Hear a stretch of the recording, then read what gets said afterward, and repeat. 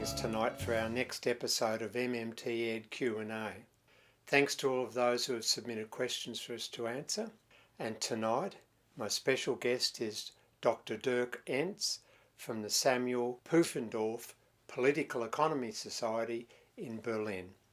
He's the author of Modern Monetary Theory and European Macroeconomics. And we have a question here from Andrea. Could we have more details on MMT analysis of the process of exit from the Economic and Monetary Union, that is the Eurozone?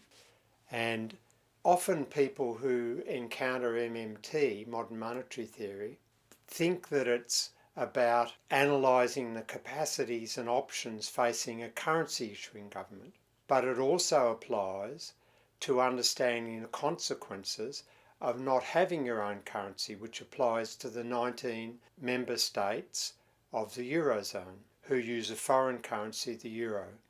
So let's hear what Dirk's got to say about that. Bill, thanks for having me. You're welcome. I think that the Eurozone is really complicated because you have so many treasuries and one central bank.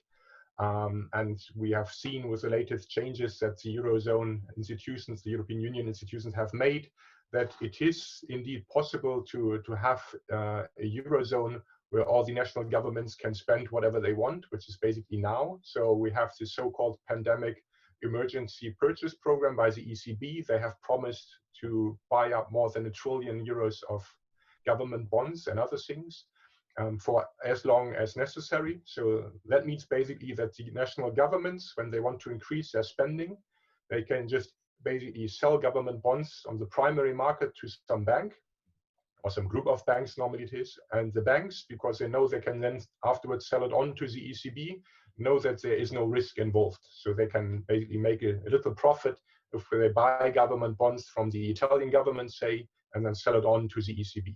And the data basically says that it looks like that in the second half of 2020, the ECB will buy up all the Italian government bonds that will be issued. So the Eurozone, even though you have one central bank, which is supranational, the Eurozone is not automatically a system where the national governments are constrained. It depends on the rules of the monetary system. And right now, the rules have been changed so that now they can spend as much as they want. But if you would basically enforce the Stability and Growth Pact again, right now we have a general escape clause which is activated. But if you would enforce those deficits again and then you wind down the PEP program, then of course the national governments of the Eurozone would go back to where, for example, US states are, that they have to balance the budget. So if you want to get out of the Eurozone, the last example that we have of a currency union that broke down is that of the Czechoslovak Republic. The Czech Republic was created, and the Slovak Republic was created. They continued to use their currency. So they had basically two countries and the Czechoslovak currency from the old times. And they never thought about really kind of dividing up this currency stuff. And then at some point, investors were kind of scared and they didn't know what would happen to this Czechoslovak crown. So they said, okay, maybe we have to basically go back to national currencies. So that happened in the 1990s. And now we have the Czech crown and the Slovak crown. And there's no dent in economic development in either of those countries. They're actually doing very well. I think the Czech Republic now has industrial production per capita, which is higher even than that of Germany. So things have worked out really well for them. In the crisis, also in the last crisis, they have intervened in the foreign exchange markets to stabilize their Czech crown because it was becoming a safe currency. So the Czech crown was becoming a safe haven, just like the Swiss franc, and the Czech central bank intervened, issuing more Czech crowns to keep the exchange rate low so they can continue to export to Germany. Czech central bank also had years of negative equity, which also is an MMT thing that we always claim that it doesn't matter whether the central bank has negative equity because they are the creators of money. So the little evidence that we have from history, also we had the Scandinavian monetary union from about 100 years ago, that the Scandinavian countries then afterwards suffered for 100 years. I think it's a political problem more than anything else. But I mean, from my honest perspective, I would say it's probably possible to exit the Eurozone, and then reintroduce your own currency, basically continue to probably fight unemployment by increasing government spending if that's what you want. But right now, you can even increase government spending under the current Eurozone rules. So if you say, I want to increase government spending, and that is why I want to get out of the Eurozone, right now, that would not be a good argument.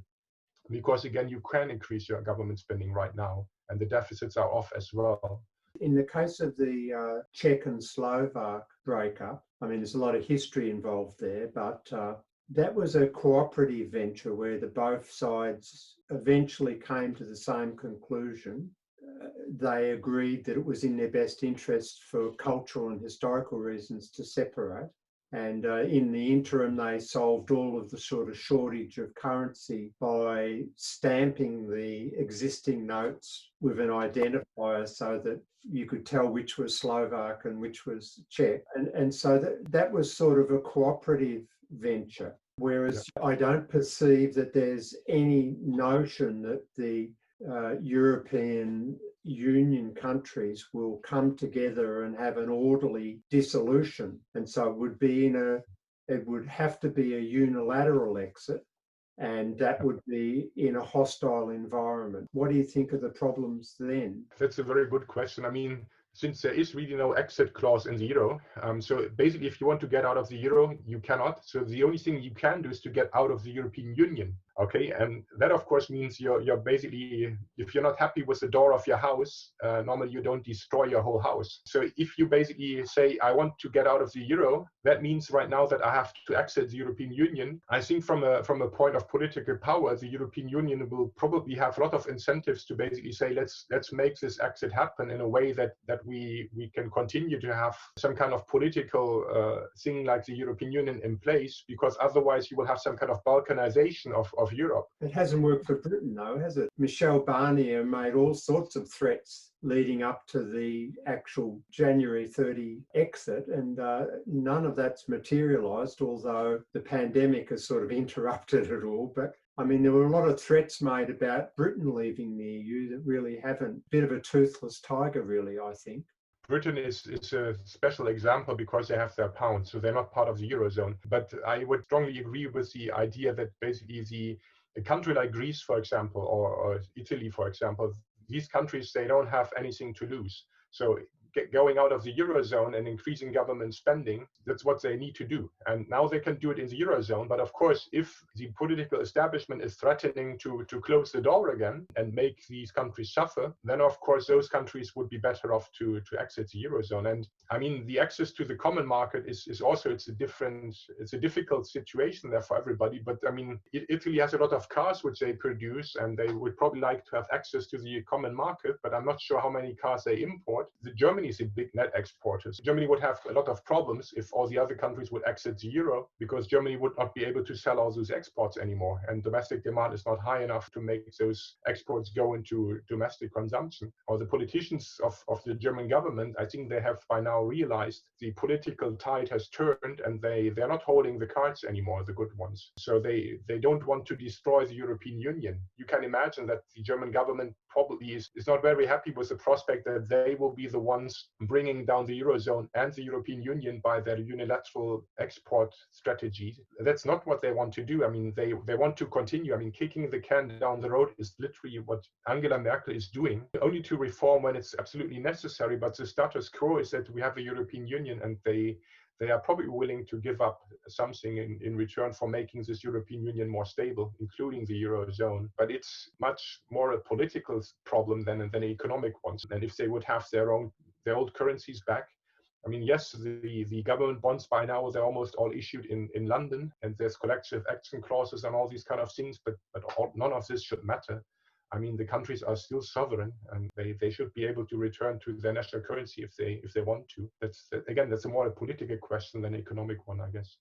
Yeah, but eventually, I've seen your social media commentary that at the moment there are no constraints. So these governments are more or less operating in the same way the Australian government is, that it's just spending as it sees fit, as it politically sees fit. But the question about Europe is that the system has no integrity, internal integrity in terms of the way the treaties are defined if the excessive deficit mechanisms aren't enacted at some point in the foreseeable future. It's not possible for the European Commission to have any credibility unless it tells the member states that the Stability and Growth Pact has to be enforced again. The ECB can financially keep the PEP system going, but politically it can't. So there's got to be a crunch eventually. Everybody knows that basically. The PEP program is designed to solve the solvency issue. Okay, so if you keep PEP permanently, then no government of the Eurozone could go bankrupt. Yeah. And that means the financial markets cannot threaten anybody, and the European Commission cannot threaten anybody into submission. And that's basically what the debate is all about. And this is also where the Constitutional Court of Germany comes in, and they're trying to attack this kind of thing. If you are progressive, I would say you should fight for the ECB to make PEP permanent.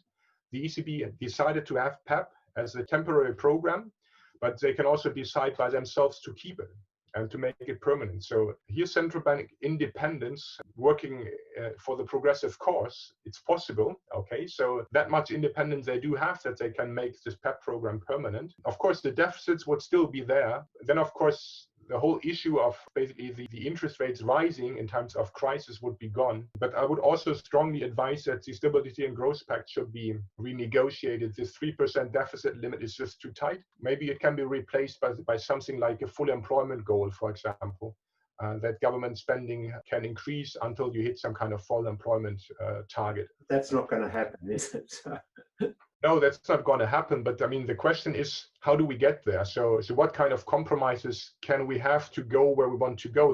The problem is, again, I mean, with MMT, we understand basically where we want to go, which is either go back to national currencies and say, okay, the Eurozone is flawed and politically doesn't work because countries like Germany don't inflate their government spending as they would have to make this thing work. So if it's impossible to work with the Germans, then probably it's better to go outside. Or we basically say we have a European solution and we have a Euro treasury, basically adding another chamber, another political chamber, and turning the European Commission into a European government, which is not elected by the heads of state, but by the European people. That, of course, would basically be a step forward, saying we need a European constitution, and we will be some kind of limited federation, like the United States of Europe. If we want to go there, then, of course, making PEP permanent is stabilizing the Eurozone situation until we get there. So again, the thing is, politically, you can only do small steps because there's no majority either for destruction of the euro or making the next step into a European republic, for example. That's my take on this whole situation. I think I disagree with that. I think that, I mean, I understand it. I agree with the logic, but the sooner the better the Italy gets out, the better for its people. That's my take on it. And I can't ever see a federal system being set up in the European Union as long as you've got countries like Germany, Benelux, Finland, Estonia, and all these places.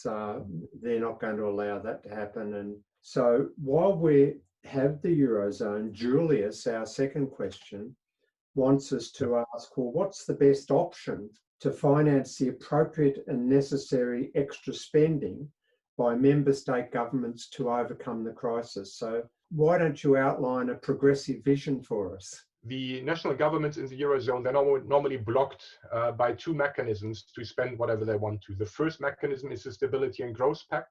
So the Stability and Growth Pact basically says deficit limit is 3%. If you're above it, it's considered to be an excessive deficit, and then we basically tell you to cut your government spending. They could also theoretically increase taxes, but they never do that. That's a problem. That's a roadblock. But there is a general escape clause in the Stability and Growth Pact, and if that is activated, as it is today, if that is activated, it means that the deficit rules are basically off.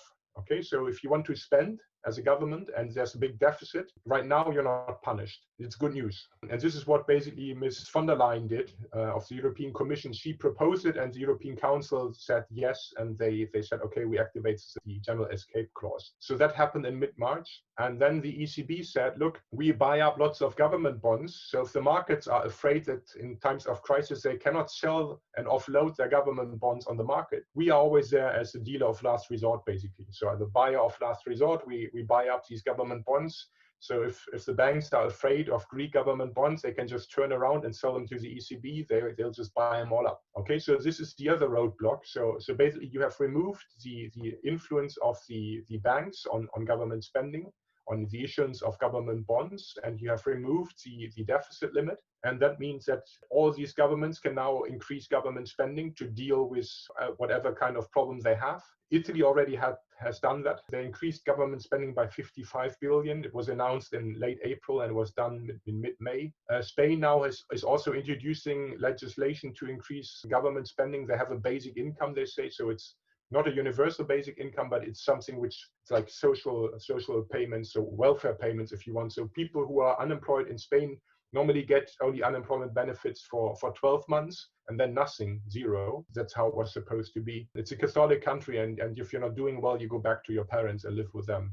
Not kidding, that's just what they did. And now we are now more progressive, and we want people to not go back to their parents anymore, and they're talking about some kind of minimum income. So right now, this is basically what you can do. And it was Ms. Lagarde at the ECB who done that. I think you can clearly see that this was informed by MMT. So Mario Draghi, before he left, said that the ECB should look at MMT.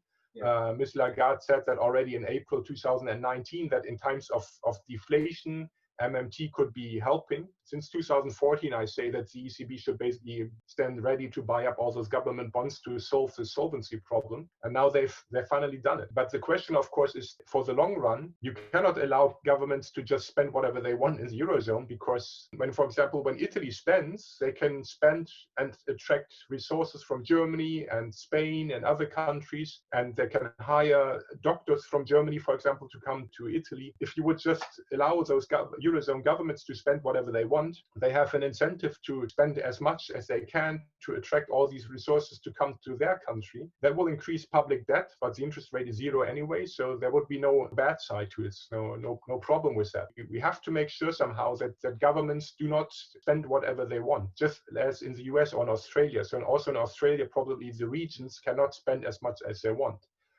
Same in the United States, same in the UK, same in Sweden. So we need some kind of mechanism. Now it's based on deficits. Probably it would be better based on some kind of criteria for full employment, basically. You could also think about a job guarantee. So one progressive solution, I suggested that with Pavlina Tcherneva and Esteban Cruz Hidalgo in a paper from last year. You could basically say we have a job guarantee. So everybody in the Eurozone or the European Union can get a job from the local government, and it's paid for by Brussels. Where does Brussels get the money from? Well, the ECB is just making payments for the European Commission when they pay for these jobs. And then they issue Eurobonds to drain up the liquidity, which technically is not necessary. But there you would have basically Eurobonds financing the job guarantee. And that would also be a solution to the problem. But now, because the national governments can increase their government spending, they could do the job guarantee thing themselves. So technically, it's not necessary to have a European solution at this point in time.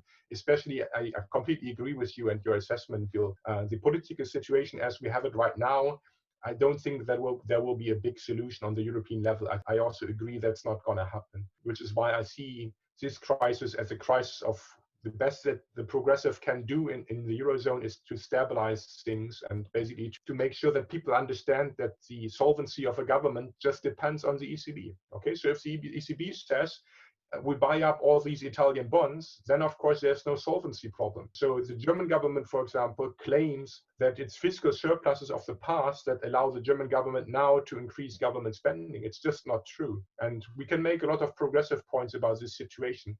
But politically, I agree that we're not going to go anywhere.